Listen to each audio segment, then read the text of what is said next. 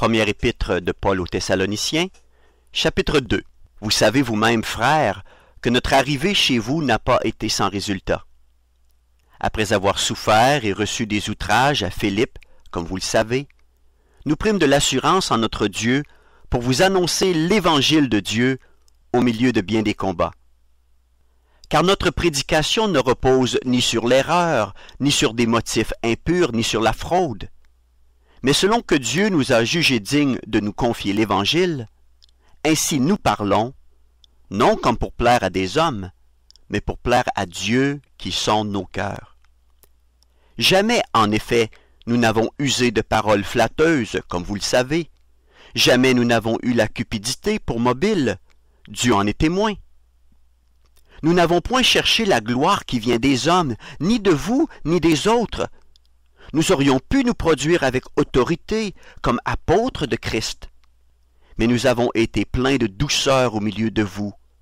De même qu'une nourrice prend un tendre soin de ses enfants, nous aurions voulu, dans notre vive affection pour vous, non seulement vous donner l'Évangile de Dieu, mais encore nos propres vies, tant vous nous étiez devenus chers.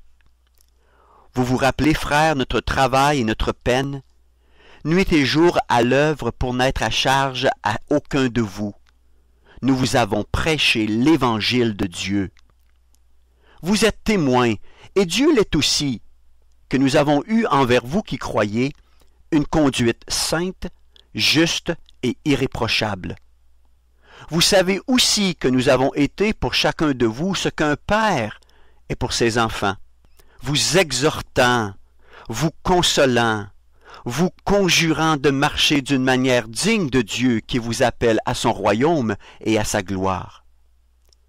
C'est pourquoi nous rendons continuellement grâce à Dieu de ce qu'en recevant la parole de Dieu que nous vous avons fait entendre, vous l'avez reçue non comme la parole des hommes, mais ainsi qu'elle est véritablement comme la parole de Dieu qui agit en vous qui croyez.